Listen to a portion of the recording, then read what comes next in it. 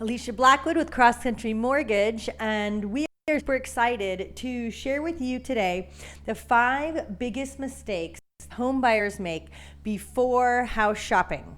This is fun. We've ran into some fun little quirks, haven't we, girlfriend? Absolutely, on the day, in fact. And so the number one is looking at houses before you get pre-qualified. Yes, poor people, they're on Zillow, and they're like, look at this 550 home. It has a beautiful pool, and I want to go see it today, and I want to keep my payment around $1,600 a month. It doesn't really work that way, unfortunately. I think the unfortunate part is the emotional, the emotion of it and how you get disappointed because you end up getting a champagne taste when you may be on a beer budget. So step number 1 would be to get pre-qualified so that you don't make that mistake, and so that looking at homes you can actually get. Absolutely, and you can get that. You might sell that one in 2 years, boom, take equity, and we'll get you to that 525, 550 home with the pool. So second or mistake is not knowing your credit score. People do that all the time. So unfortunately, you could have a credit score of 580 or 700, and it's a huge difference in your interest rate and your payments. And so a lot of times clients will say, hey, well, on Credit Karma, I'm a 700. Well, Credit Karma is not going to give you a mortgage credit score. The rating that a mortgage company gives you on your credit score is different than what consumer debt or revolving debt rates you. So getting your credit ran by a mortgage company is going to avoid that mistake. That's really good because I didn't know that. Please taught me. I love it. Okay, what's the next one? So number 3 mistake is not knowing all of the money needed during the escrow. I think it's the biggest one. Huge. So all the expenses you're going to face are number 1, the down payment, which the least amount down tends to be around 3% of the purchase price. Number 2, you closing costs. So besides the down payment, there's closing costs involved, and that ranges from 2 to 3% also of the purchase price.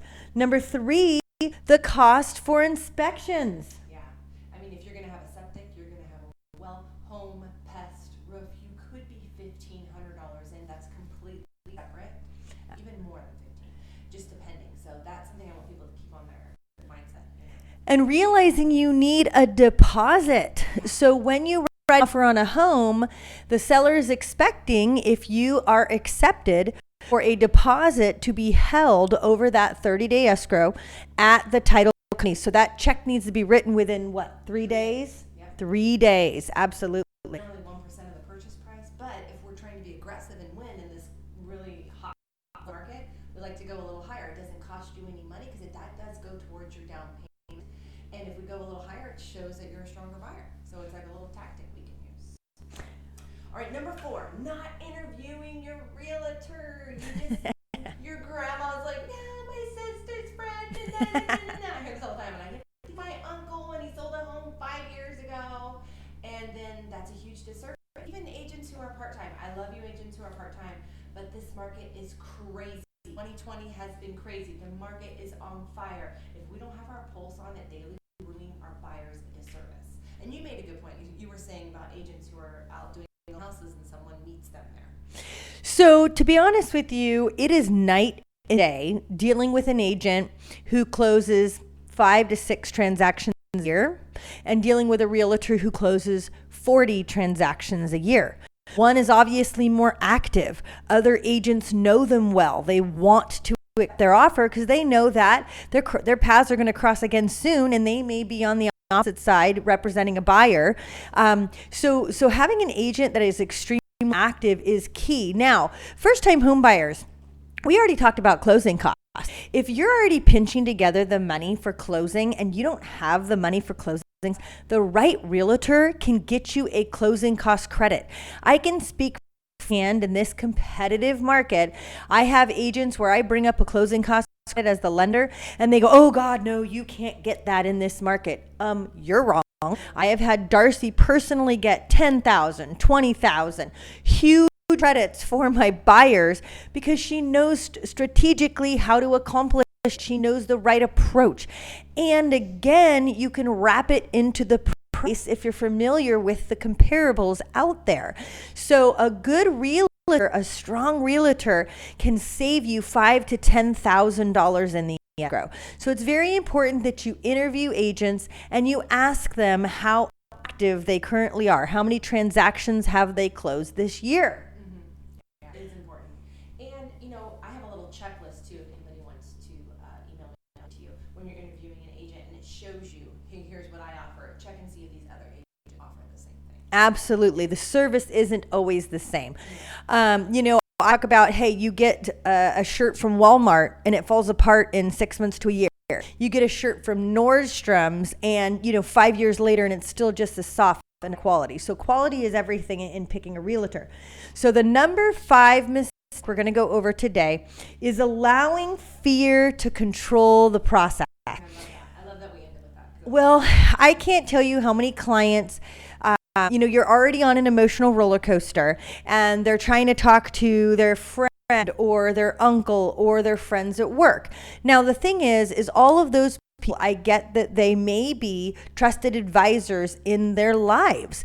However, I personally have helped over 2,700 families get mortgages and purchase homes where your family member, if they're lucky, may have experienced 3 transactions in their life, maybe 4. So experience in who you're seeking information from is very key, and not looking on the internet. Newscasters don't know real estate. They sell fear. They make news. They want to create fear. That's not where you go for your advice. It's good to collect data from a CPA. It's good to collect data from your real estate agent and your lender. But besides that, unless a family member that owns 20 properties and is a real estate, expert, then I would stick to the professionals that you have hired to help you through this. And they could even be an investor in commercial. It's completely different. We have, the $300,000 range. We have the 5. We have the 8. We have the $2.2 million range. Those are all different markets. And people will be collecting data from people who maybe just have a limited mindset and don't see outside the box. So that's our job, is to help you kind of get outside the box and understand, collect the correct data, and push past that fear. Because that's really what our main job is, to manage fear. So we're here to have your back. And just know that that's an awesome one, because you'll know you want if we can manage that. And fear can ruin the joy of the process. You can literally have complete anxiety the whole time, sleepless nights, by allowing fear to overwhelm you. And there's so much unknown that you can't control that if you allow fear to drive your choices, you can make some really bad choices, unfortunately. It's so true. This is what I tell people right away. I'm like, if you like black, get ready. We're going into a world of gray. We'll be floating in a world of gray. I'll give you as much as possible, but let me manage any issues. You don't need to worry about that. And I like people when they ask me questions, because sometimes people have to check that box a little bit, But let us manage that fear for you. She's got you covered. I got you covered. I think this was good. Thank you so much for listening with us today. Stay tuned. We are next going to go over the 5 mistakes home buyers make during the process. Oh, this is good too. Have a great day.